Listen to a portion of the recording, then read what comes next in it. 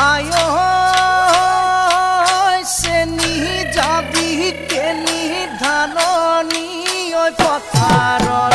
মাজত নিৰুখ পূজাই নেৰুখ যদিনো তোক